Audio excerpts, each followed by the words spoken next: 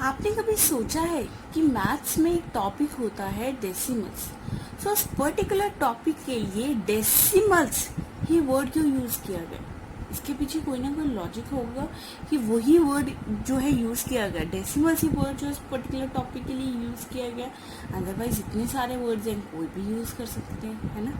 Like जैसा आपका नाम, आपका पर्टिकुलरली वही नाम क्यों रखा गया, उसके पीछे कोई लॉजिक होगा, कोई रीजन होगा। लाइक अगर आपके पेरेंट्स को वो नाम पसंद है, या उन्होंने कहीं सुना होगा, उन्हें अच्छा लगा होगा, या कहीं कुछ भी हो सकता है ना, तो कोई पर्टिकुलर रीजन होगा।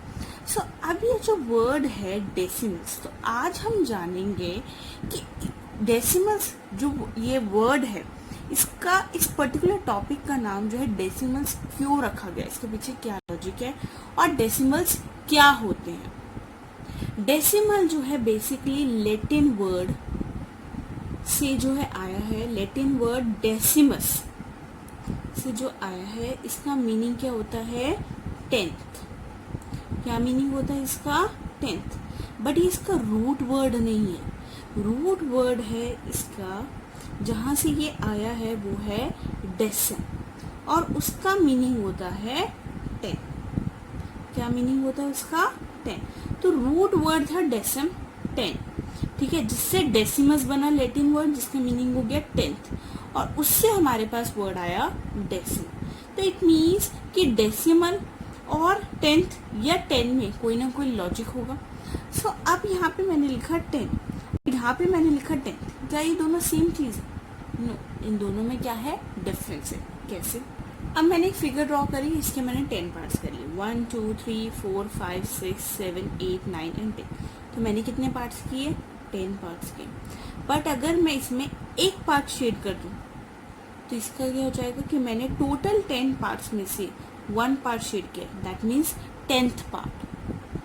कितना पार्ट शेड कर दिया? 10th part, means 1/10th। तो ये डिफरेंस है। 10 तो हो गया टोटल 10, पर उसमें अगर एक की बात करें तो हो गया 10th पार्ट। तो ये हो गया 10 और ये हो गया 10th। ओके, अब क्या है कि इसमें जो है बेस जो है हमारा क्या आ रहा है? 10 आ रहा है ना। अगर हम डेसिमल जो वर्ड है वो डेसिमस से आया और उसमें बेस क्या आ रहा है? 10 आ रहा है। सो वो सारी फ्रैक्शन क्या होती है जिसमें ऊपर न्यूमरेटर होता है और नीचे क्या होता है? डिनोमिनेटर। और न्यूमरेटर और डिनोमिनेटर ये होते हैं ना, है ना। और फ्रैक्शन क्या होता है? अ पार्ट और a part of a whole. मीन्स अगर मैं एक होल, एक पूरे सर्कल की बात करूं और उसमें से एक पार्ट को अगर मुझे लिखना तो टोटल कितने पार्ट्स हैं? 4, और उसमें से एक पार्ट जो मैंने शेड किया तो 1/4 क्या हो गई? फ्रैक्शन हो गई। सो वो सारी फ्रैक्शंस जिनका डिनोमिनेटर क्या हो? 10 हो,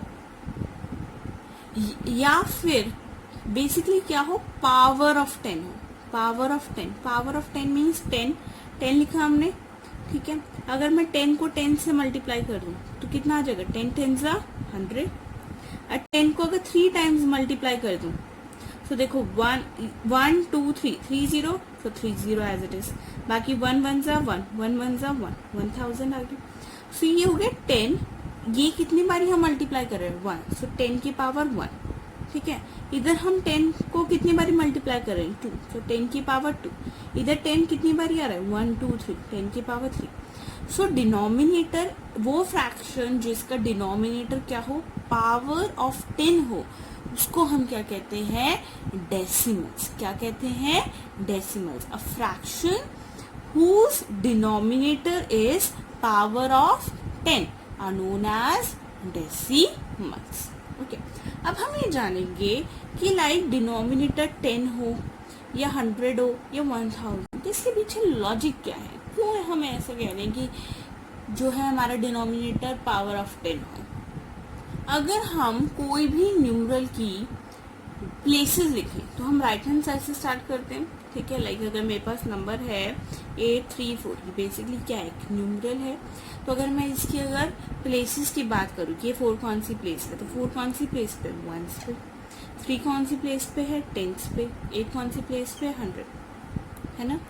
सो हमारे पास प्लेसेस कौन कौन सी हो गई? 1s 10s 100, इसके आगे भी होती हैं 1000 10,000। 1s मीन्स 1, 10 means 10, 100 ये हो गया ऐसे 100, ऐसे लिखते हैं, है ना। अगर हम इसे ध्यान से देखें, सो इधर से अगर मैं राइट हैंड साइड से अगर लेफ्ट की तरफ जाऊं तो ये वैल्यू इंक्रीज हो रही है, 1 से 10 हो रहा है, फिर 10 से 100 हो रहा है, तो कितने टाइम्स इंक्रीज हो रही है? 10 टाइम्स। कितने टाइम्स इंक्रीज हो रही है?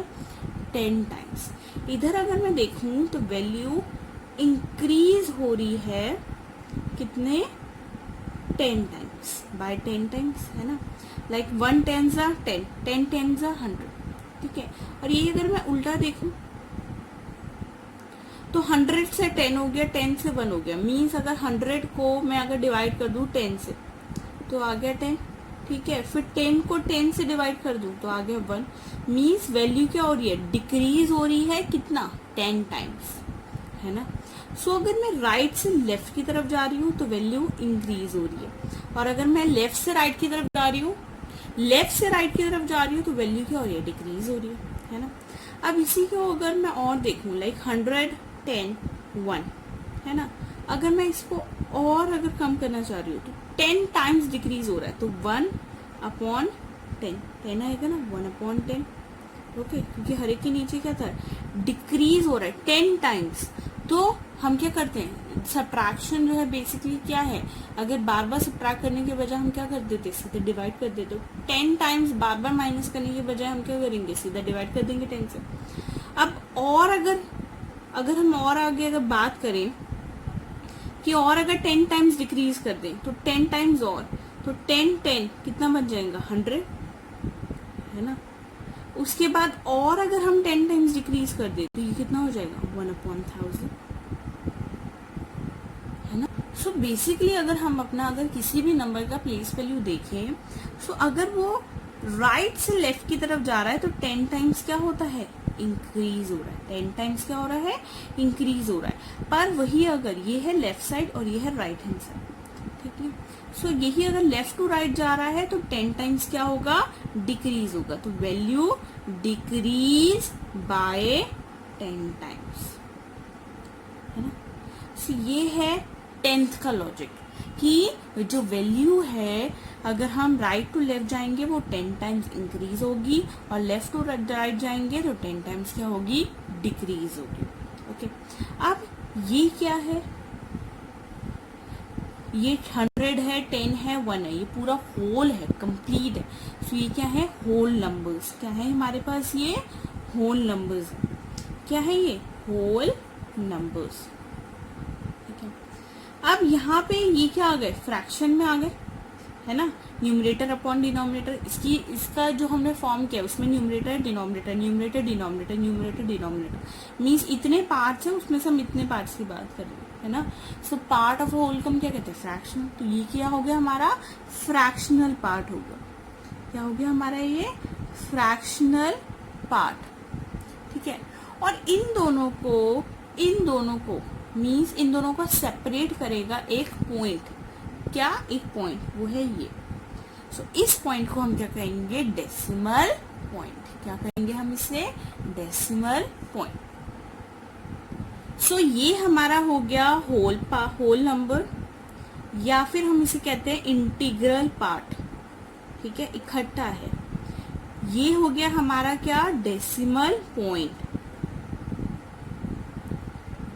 और ये हो गया हमारा फ्रैक्शनल पार्ट। सो ये हो गया 1s 10s 100। सो ये डेसिमल पॉइंट के बाद क्या है? 1/10, तो ये क्या हो गया? 10th। इसकी प्लेस वैल्यू क्या हो गई? 10th। ये क्या होगी? 100th, TH लगेगा, ठीक है। और ये होगी 1000th, ठीक है।